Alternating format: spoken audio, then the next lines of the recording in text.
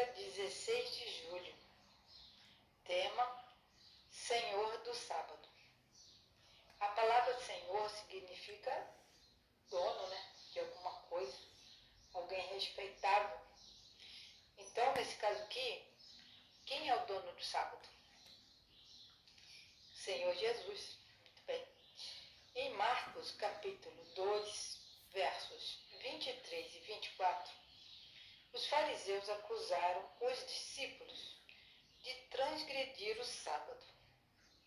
De acordo com a tradição judaica, 39 formas de trabalhos eram proibidas no sábado, o que, na mente dos fariseus, incluía o que os discípulos tinham feito. Agora, com a pergunta número 4, nós vamos ver qual foi essa acusação que os discípulos fizeram alguma coisa que os fariseus acusaram. Então, como Jesus contestou essa acusação feita pelos fariseus? Eu vou ler para vocês, vou interpretar em Libras, Marcos, capítulo 2, versos 23 a 28. Aqui diz: o Senhor do sábado. Podemos ler o dono do sábado? O Senhor do sábado é Jesus, ele é dono do sábado. Vamos lá. Certo sábado, Jesus estava passando pelas lavouras de cereal. Enquanto caminhava, seus discípulos começaram a colher espigas. Os fariseus lhe perguntaram: olha, por que eles estão fazendo aquilo? Isso não é permitido no sábado. E Jesus respondeu: então vocês nunca leram o que fez Davi quando ele e seus companheiros estavam necessitados e com fome? Vamos lembrar dessa palavra aqui, necessitados e com fome. Nos dias do sumo sacerdote Abiatar, Davi entrou na casa de Deus e comeu os pães da presença, que era apenas ao sacerdote permitido comê-los. E deu também aos seus companheiros. E então lhes disse: o sábado foi feito por causa do homem, e não o homem por causa do sábado. Assim, pois, o Filho do homem, que é Jesus, é Senhor até mesmo do sábado. Então, Jesus quis dizer aqui que o rei Davi entrou no templo, e comeu um pão que só era permitido para os sacerdotes. Mas por quê? Ele estava numa situação extrema, de fome, ele estava necessitado. Então, no dia de sábado, eles tinham o costume de trocar os pães.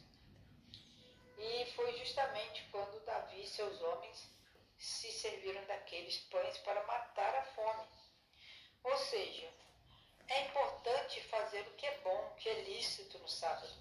Salvar as pessoas, ajudar os necessitados, Então, Jesus contestou essa acusação contando, relembrando o Velho Testamento, quando Davi, que era um rei tão aclamado, e os fariseus, os judeus estavam esperando o quê? Um rei que viesse assumir o trono de Davi.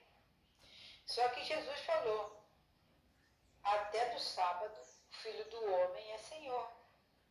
Se nós lembrarmos bem, qual é a primeira referência que a gente tem na Bíblia a respeito do sábado? Não é lá em Gênesis? Nos primeiros capítulos nós vemos que Deus criou, fez toda a criação, os céus e a terra, tudo que neles há. E o capítulo 1 vem dizendo todas as formas de vida e que Jesus criou.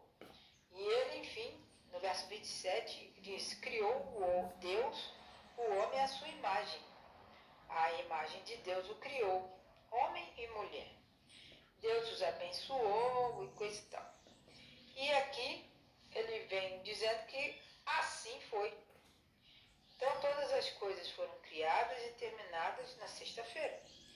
E Deus deu ainda um dia a mais, que era o sétimo dia. No capítulo 2 nós vemos lá. No sétimo dia Deus já havia concluído a obra que realizara e nesse dia descansou. Então, quando Jesus se referiu a ele ser o Senhor do sábado, ele estava voltando lá em Gênesis, na criação. Deus como Criador, ele, Jesus, como Criador, Senhor do sábado. É bom a gente saber disso, né? Jesus respondeu aos fariseus com esse relato de Davi, porque Davi estava necessitado, estava com fome. Então, só porque era sábado ia deixar o homem morrer de fome? Não, né? Os pães, que eram chamados pães da proposição, que ficava na mesa, 6 de um lado, 6 de outro, representando as 12 tribos de Israel, ficava numa mesa dentro do tabernáculo. Então eles eram retirados sempre, focados, né, no dia de sábado.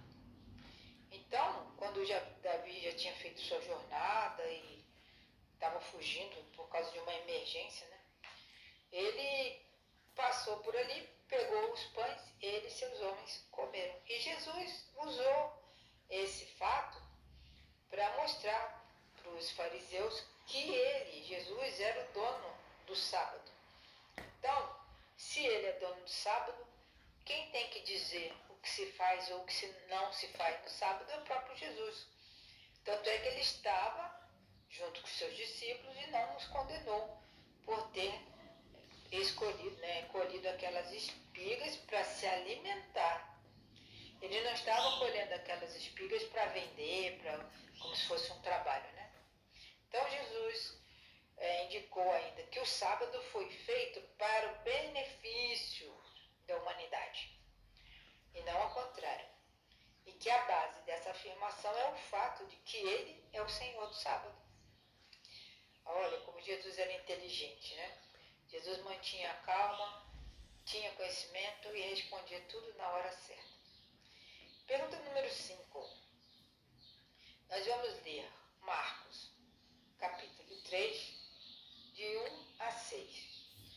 Para responder esta pergunta, como essa história ilustra o ensino de Jesus de que o sábado foi feito para a humanidade? Aqui nós lemos. Em outra ocasião, Jesus entrou na sinagoga e estava ali um homem com uma das mãos atrofiada. Alguns deles estavam procurando um motivo para acusar Jesus. Por isso o observavam atentamente para ver se ele iria curar o homem no dia de sábado. Jesus disse ao homem da mão atrofiada: levante-se, venha aqui para o meio. Depois Jesus lhe perguntou: o que é permitido fazer no sábado, o bem ou o mal? Salvar a vida ou matar? Mas eles permaneceram em silêncio. Irado, olhou para os que estavam à sua volta e, profundamente entristecido por causa do coração duro que eles tinham, disse àquele homem: estenda a mão. Ele a estendeu e ela foi restaurada. Então os fariseus saíram e começaram a conspirar com os herodianos contra Jesus, sobre como poderiam matá-lo. Então, o pensamento que os fariseus tinham era constantemente querer matar Jesus. Por quê? Jesus não estava fazendo nada demais no sábado, ele estava curando, ajudando as pessoas. Por isso que ele perguntou: o que é certo fazer? Deixar viver ou matar? Não é? Então, quando eles ficaram em silêncio e sem resposta, eles ficaram irados, com raiva de Jesus. Então essa história ilustra o ensino de Jesus, não é? Que ele mostrou que o sábado é feito para ajudar não só esse homem, mas toda a humanidade. Era um sábado, eles estavam na sinagoga e Jesus curou aquele homem da mão, né, ressequida, mostrando que era o quê? Lícito. Lícito é fazer a coisa certa, né? Fazer o bem nesse dia sagrado. Foi por isso que Jesus chamou aquele homem e o curou, o livrou daquele defeito físico. E novamente, Jesus entrou em controvérsia com os líderes por causa do sábado. No entanto, a controvérsia nunca foi sobre o dia em si, e sim sobre o que ele fazia naquele dia. Os líderes judaicos queriam acusar Jesus caso ele curasse no sábado.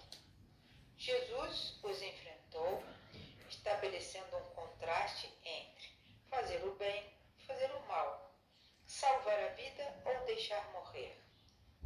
A resposta à pergunta de Jesus era evidente. Fazer o bem e salvar a vida são atividades apropriadas para o sábado. E foi isso que ele fez. Jesus então curou o homem e isso deixou esses fariseus muito irritados.